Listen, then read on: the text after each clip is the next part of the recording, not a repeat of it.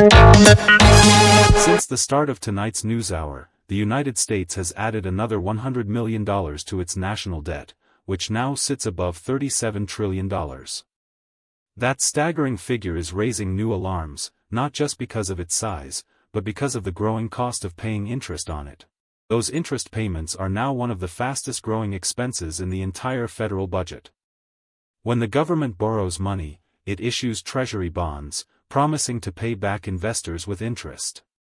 For decades, that interest was relatively cheap. But in recent years, as both debt and interest rates climbed, the U.S. has found itself paying record sums just to stay current. Julia Chen, a senior economist of Brookfield Institute, says, "The government is now spending more on interest than on entire departments, like transportation or education. It's money that doesn't build anything, doesn't fund new programs, it just keeps us afloat." 10 years ago, interest payments made up around 6% of federal spending. Today, that number is nearly double, and the Congressional Budget Office projects it will keep climbing. Mark Delaney, a former Treasury advisor, says, "Every dollar we spend on interest is a dollar that's not going toward infrastructure, veterans care, or clean energy. It's like paying off a credit card bill that never shrinks." So why is this happening? Two main reasons: the government keeps borrowing more, and the Federal Reserve's higher rates make that borrowing costlier. During the pandemic, trillions were borrowed to stabilize the economy. But those emergency measures have long since ended, while the debt remains, and interest rates have risen to curb inflation.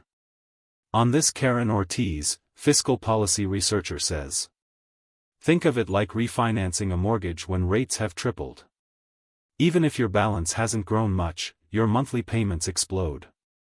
Meanwhile, the U.S. population is aging, meaning more spending on Social Security and Medicare, even as fewer workers are paying in. That's adding long-term pressure on federal finances, with interest quietly becoming the largest single drain.